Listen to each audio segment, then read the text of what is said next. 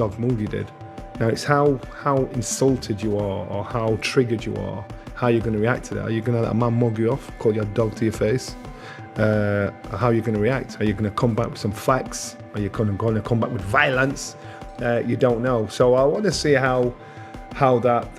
And Atama sort of like put a half jab right hand in his southpaw, so it was a jab, and just sort of knocked him over. Steve Gray, the referee, was just a split second too late. Not his fault. He saw what was happening. He jumped in to stop the fight, and it was gone. Jermaine Franklin took that uppercut. It just totally took his soul. He was gone. He was out on his feet. Don't know how he didn't fall over. And Atama just put a little jab into him, a little stiff jab, knocked him over, face first. He was gone. He was clearly not fit to fight anymore, and it was going to get worse. I just don't understand that. That makes no sense to me. So that could have just been sour grapes, talking about the referee stopped it too early. But Moses Atama, what a performance. In performance, you know, he done what nobody else has been able to do to Jermaine. And you think about 4 years ago, two-time world champion, AJ couldn't do it. Dillian Whyte 4 years ago couldn't do it. You know, he's got a tremendous chin, as you see. He took some really big shots, but he was very patient. He works hard and broke him down. And when he got the opportunity to catch him clean, those two shots were phenomenal. And then he got hit with a shorter right hook or maybe a jab. You know what I mean? He got hit again, and that pretty much helped him in his gravity, along with his body weight and all that, go down to the canvas. And he was there for quite some time. Yes, the referee did come in and wave off the fight, but at the same token, you weren't in any condition to get your ass back up. Carl Froch and Johnny Nelson laugh at Jermaine Franklin after brutal loss. Both Froch and Nelson highlight how Moses Atama completely took control of the fight, outclassing Franklin with elite timing, speed, and composure. They praise Moses for his sharp combinations, intelligent pressure, and calm finishing instincts. It wasn't just a win, it was a statement performance from a rising heavyweight star. I think Moses is a better boxer than Mike Tyson. He's just turned 21, but his age and what he's done, he's probably the best I've been involved with. And as regarding the comparison with Mike Tyson, again, Mike turned pro at a very young age. The quality of the opposition he's fought at his age is a little bit better than what Mike was fought at. Johnny Nelson praises Moses Atama for staying focused and completely in control throughout the fight. He highlights how Moses used clever feints, especially to the body, to break Franklin down mentally and physically. Nelson points to his elite footwork, sharp hand speed, and timing. Franklin, despite being quick at moments, looked overwhelmed by Moses' pace and precision. You thought Franklin, he's gonna test him a bit. He's a bit tricky, but Moses stayed focused, stayed on it, stayed on point, and there was that danger from Franklin there. But Moses dummied. I love how he dummied with the body, dropped the shots in, solid shots in from the sides of the guard, to the point where Franklin, you could see on his face thinking, "Shit, what am I gonna do? This man's too fast." And Franklin was fast in a couple of his reactions, but Moses, footwork great. Hand speed, great. Carl Froch describes how Jermaine Franklin was completely out on his feet after taking heavy punishment, showing he had no real recovery left in him. He explains how even a simple follow-up jab from Moses Atama was enough to send him down. Froch praises the timing, control, and finishing instinct, calling it a devastating stoppage against a fighter who had never been stopped before. I put a half jab right hand in his southpaw, so it was a jab, and just sort of knocked him over. Steve Gray, the referee, was just a split second too late. Not his fault. He saw what was happening. He jumped in to stop the fight, and it was gone. Jermaine Franklin took that uppercut. It just totally took his soul. He was gone. He was out on his feet. Don't know how he didn't fall over. And Atama just put a little jab into him, a little stiff jab, knocked him over, face first. He was gone out cold. And what a fantastic knockout and stoppage against somebody who's never been stopped. So Adeola Depot explains the controversy around the stoppage, saying Franklin's team were angry because they had never seen him stop before. However, after reviewing the action, he believes the referee made the correct decision at the right time. It was a clear sign of Franklin being unable to continue, while Moses Atama's performance forced a decisive ending to protect the fighter's safety. Balogun and obviously the last one, Dillian Whyte, which, let's be honest, we all expected to go a bit longer. I think we all saw the shape of Dillian Whyte and was like, okay, Dillian Whyte's in the best shape of his life, the best shape I've ever seen him in. And let's see what he can do. Moses blew him out of the water in a round. So that wants you wanting a bit more. And The Wade concept strongly defends the stoppage, saying Franklin was clearly in no condition to continue, and the fight would have only gotten worse. He dismisses claims of early stoppage as emotional reactions. Instead, he focuses on Moses Atama's dominance, calling it a statement performance that shows why so many believe he is a special heavyweight talent with massive future potential. How that happens. He was clearly not fit to fight anymore, and it was going to get worse. I just don't understand that. That makes no sense to me. So that could have just been sour grapes, talking about the referee stopped it too early. But Moses Atama, what a performance. I can't say enough about how excited I am for this kid, and he's got the world in the palm of his hand. Frank Warren praises Franklin's toughness, noting he had never been stopped before and had taken shots from top-level opponents in the past. However, he highlights the precision and power of Moses Atama's finishing punches, which ultimately broke him down. Warren also acknowledges the criticism around the stoppage, but still emphasizes the quality and brutality of Atama's performance throughout the fight. Look, he's tough. We know who he was in with. A tough guy, never been stopped. 4 years ago, AJ couldn't stop him. Dillian, 4 years ago, couldn't stop him. He was very patient. He took some really good shots. And you could see him a couple of times loading up and throw that right hand. He boxes well. He's got a good boxing brain. He does his work, gets out, and then comes back. He's back on you. But the shots were brilliant. Those two shots. He knocked him out with the first one, and the second caught him with another hard shot going down. Face down, and the corner is screaming that it shouldn't have been stopped. They're nuts. Counterpunch boxing questions.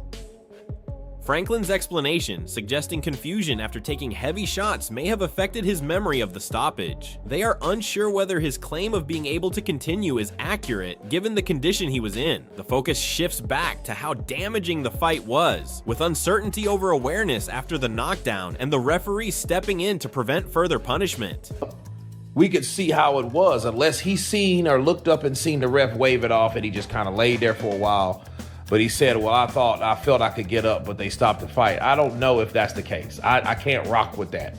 I don't know if he intentionally lied or whatever. Jermaine Franklin admits he drifted away from the game plan and got caught clean, resulting in the knockdown and stoppage. He believes he might have recovered if given more time, but accepts the referee's decision ended the fight. His comments reflect frustration, but also acknowledgement that a key mistake cost him against a sharp and powerful opponent like Moses Atama. I mean, the sky's the limit. Like, I've never been a quitter, so just back to the drawing board, got to change some shit up. Daniel Dubois praises the stoppage as fair and well-timed, noting Franklin's durability but also Atama's ability to find the decisive shots. He addresses claims of fatigue, suggesting the performance remained controlled and consistent. Dubois ultimately calls Atama a strong prospect, highlighting his shot selection and finishing ability as the key reasons behind another convincing victory. It was Jermaine's a crafty operator, but he got that stoppage. That was a great stoppage. A lot of people are saying Moses, he started to blow a little bit. Did you see that he was maybe tiring, or did you feel like there was that consistency of intensity in his fight? It's a fight. He found the shots. What can I say? Great prospect. Adam Smith expresses huge excitement about Moses Atama, describing him as a potential generational talent. He compares the buzz around Atama to legendary heavyweights of the past, emphasizing how rare it is to see a fighter this young creating such impact. Smith believes there is something special and different about him, suggesting he could become one of the defining stars of the division. The ability to be a generational great, I really do. I haven't been this excited about a heavyweight in a long time. I mean, I grew up with Mike Tyson, and of course he just brought something thrilling to the heavyweight division. Yeah, we've had Lennox Lewis, who I think is our greatest heavyweight, obviously Tyson Fury, AJ, David Haye, and many others. But there's something about this guy. There's something. Ben Davison defends the expectations they set before the fight, saying Jermaine Franklin was never seen as an easy stepping stone opponent. He explains that they expected Franklin to bring quality rounds because of his skill set, not because he would simply survive. Davison stresses that Moses Atama's level. With it again, when we said Jermaine Franklin would be able to bring rounds, we didn't say that because of the walking punch bag. No walking punch bag is going to go rounds with Moses Atama. We said that because of his quality, and that's what people was missing. Maybe it was the way that we was articulating it, but he's a very, very good fighter. But that's nothing that we see that week in, week out, day in, day out at the gym, so we know what he's capable of. So Lawrence Okolie praises Moses Atama's overall skill set, pointing out his punch power, selection, and timing as standout attributes. He notes that Franklin was actually a durable and intelligent opponent who tried to make things difficult, slipping shots and surviving early danger. However, Okolie believes Atama still controlled the fight and ultimately overwhelmed him with sustained quality. He also addresses whether Franklin was the right level of opponent, suggesting he provided useful rounds, but was still outmatched in the end by Atama's superior finishing ability and natural physical advantages. Yeah, same way that we all kind of saw and expected. He's a fantastic young fighter with great punch power, great punch selection and timing, so he eventually got the shot off. He was looking for the rounds, and Jermaine Franklin gave him some good rounds in there. Did you feel like, that was the right level of opponent that he needed for his career? The guy's very cute, very clever, blocked well, slipped well, got up from the first knockdown. He gave him everything that he could, and Moses was just a bit too much. Dev Sani questions whether Atama truly answered all the pre-fight doubts, especially about stamina and experience in longer rounds. He acknowledges that Franklin offered more resistance than expected and even pushed the fight beyond early rounds, but still believes Atama looked comfortable and in control. Sani also notes the post-fight frustration from Franklin's corner regarding the stoppage, but ultimately sees it as a dominant and composed performance. In his view, even when the fight extended, Atama never looked threatened, reinforcing the idea that he remains a rising talent with growing confidence and control. Answering some questions, right? Did he really answer any? I don't know. I don't know. We got to see him go beyond 2 rounds, which was a bit different to recent fights. It extended to the 5th, and yeah, maybe he was tired at one point. I don't know. He didn't look tired when he knocked him out, did he? I mean, I think it was just a flawless performance from Moses Atama, and he sent Jermaine Franklin packing, really. I mean, I saw Franklin was complaining afterwards as well, in the corner were complaining about the stoppage. I'm sure when Eddie Hearn admits the stoppage happened faster than even he expected, despite predicting a quick finish. He acknowledges that Franklin was always vulnerable early due to Atama's power and pressure, but the speed of the outcome still surprised him. Hearn reflects that while many anticipated a stoppage inside a few rounds, the actual finish came even sooner than expected. His comments underline just how explosive Atama looked on the night, reinforcing the idea that his power and finishing instincts are already operating at a very high level in the heavyweight division. Listen, there's everyone, like, it's a mixture between that was a mismatch, and you can't have a build-up where people are going, oh, that's an interesting fight, and then he does that and everyone goes, it's a mismatch. We all knew that early on in the fight there was every chance that could happen, but I didn't expect even it to happen that quick. I thought Moses would stop him inside 3 rounds. I said to him. Spencer Oliver feels Moses Atama's performance answered several key questions about his development. He points out that Atama was taken beyond the early rounds for the first time in a while, which gave fans a chance to see more of his stamina and composure under pressure. Franklin also showed unexpected ambition and durability, landing shots and trying to stay in the fight longer than many predicted. However, Oliver still highlights Atama's ability to control the pace and close the show clinically. In the end, he calls the execution and finishing sequence sharp, controlled, and highly impressive. What we need to know, listen, he got more rounds in than what we've seen him in previous fights. He hasn't been past 2 rounds for a number of fights now. So we see him going to round 5, which was good. We see him get hit with some shots, which was good.